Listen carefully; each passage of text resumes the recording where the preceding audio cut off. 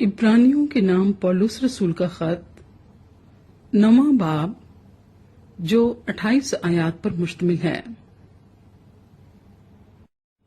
गर्ज पहले अहद में भी इबादत के अहकाम थे और ऐसा मकदस जो दूनवी था, यानी एक खैमा बनाया गया था।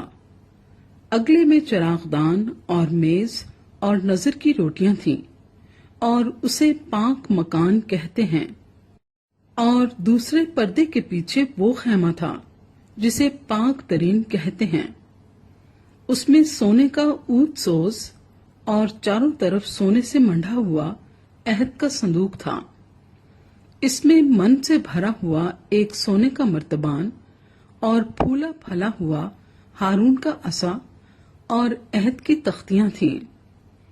और उसके ऊपर जलाल के करूबी थे जो कफारा गाह पर साया करते थे। इन बातों के मुफस्सल बयान करने का ये मौका नहीं।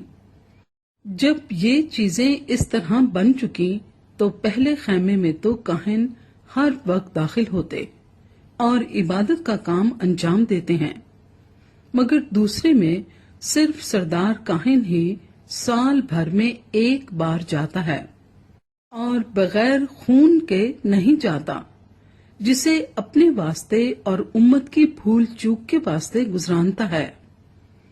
इससे रूहुल कुद्स का ये इशारा है कि जब तक पहला खैमा खड़ा है, पाक मकान की राह जाहिर नहीं हुई।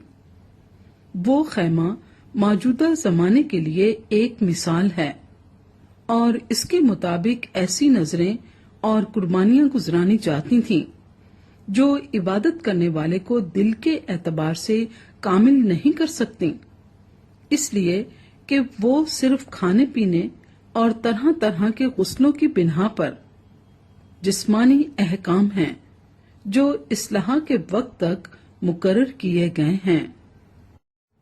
लेकिन जब मसीह आइंदा की अच्छी चीजों का सरदार काहिन होकर आया तो उस बुजुर्ग तर और कामिल तर खैमे की राह से, जो हाथों का बना हुआ यानी इस दुनिया का नहीं, और बकरों और बछड़ों का खून लेकर नहीं बल्कि अपना ही खून लेकर पाक मकान में एक ही बार दाखिल हो गया और अब्दी खलासी कराई।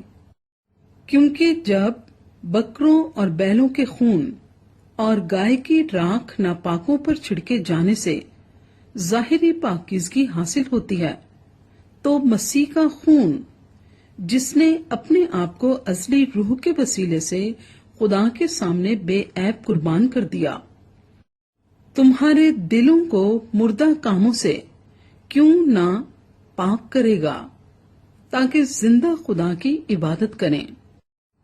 और इसी सबब से वो नए अहद का दरमियानी है, ताकि उस मौत के वसीले से जो पहले अहद के वक्त के कसूरों की मुआफी के लिए हुई है, बुलाए हुए लोग वादे के मुताबिक अब्दी मिरास को हासिल करें।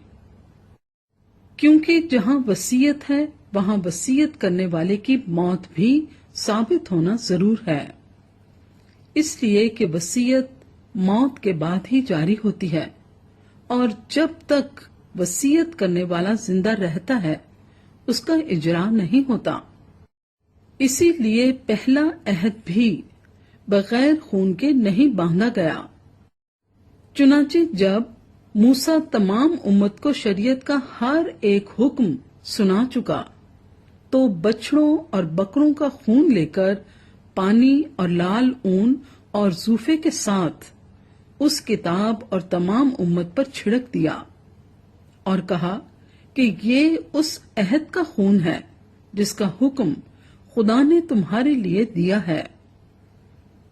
और इसी तरह उसने खैमे और इबादत की तमाम चीजों पर खून छिड़का और तकरीबन सब चीजें शरीयत के मुताबिक खून से पाक की जाती हैं और बगैर खून बहाए मुआफी नहीं होती।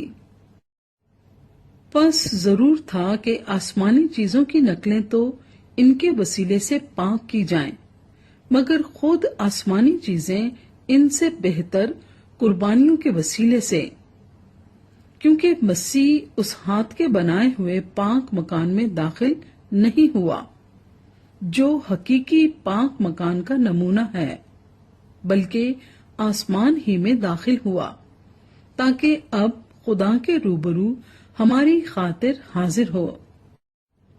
یہ نہیں کہ وہ اپنے آپ کو بار بار قربان کرے، جس طرح سردار کاہن پاک مکان میں ہر سال دوسرے کا خون لے کر جاتا ہے، ورنہ بنائے عالم سے لے کر اس کو بار بار دکھ اٹھانا ضرور ہوتا۔